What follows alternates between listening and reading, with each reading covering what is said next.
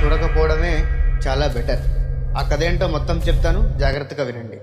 Welcome to my world story teller. ఊరి చివరిలో ఒక పాతబడిన ఇల్లు ఉండేది. దానిని ఎవరు అద్దెకి తీసుకునేవారు కాదు. ఎందుకంటే రాత్రి 12 గంటల తర్వాత ఆ ఇంట్లో ఉన్న ఒక అద్దం మాట్లాడుతుందని ఆ ఊరిలో ఒక పుకారు ఉంది. కానీ రవి అనే యువకుడు దానిని ఒక కట్టు కథగా నమ్ముతాడు.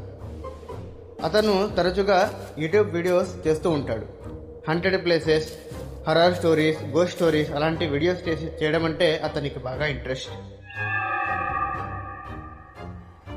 ఇప్పుడు కేవలం ఆ యూట్యూబ్ వ్యూస్ కోసం, లైక్స్ కోసం అతను ఆ ఇంటి మీద ఒక వీడియో చేద్దామని నిర్ణయం తీసుకుంటాడు. ఒకరోజు రాత్రి 12 గంటలకు తన కెమెరాతో ఆ ఇంటిలోకి వెళ్తాడు. ఆ ఇంటిలోకి వెళ్ళి ఆ ఇంటి మొత్తం గమనిస్తాడు. అప్పుడు గమనించి లైవ్ స్ట్రీమ్ స్టార్ట్ చేస్తాడు. అప్పుడు టైం 11:50 అవుతుంది. అప్పుడు తన దగ్గర ఉన్న ఆడియన్స్ అందరూ ఆ లైవ్ స్ట్రీమ్లోకి వచ్చేస్తారు ఇంట్రెస్ట్గా.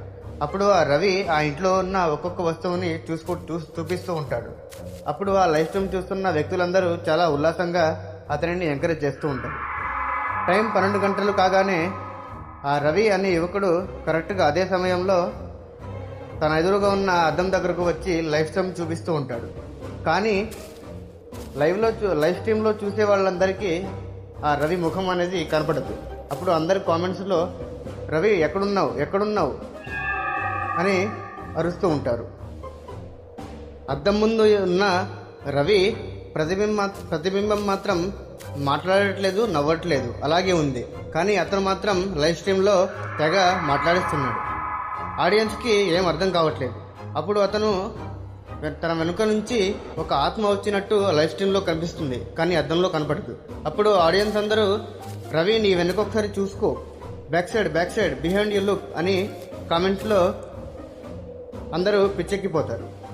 రవి వెనక్కి తిరగగానే ఎవరూ లేరు. అప్పుడు ముందు చూసి ఆ అద్దంలో రవి ఎగతాళిగా నవ్వాడు. కానీ ఆ అద్దంలో ఉన్న ప్రతిబింబం మాత్రం అలాగే సీరియస్ లుక్తో రవిని చూస్తూ ఉంటుంది. వెంటనే రవికి భయమేసి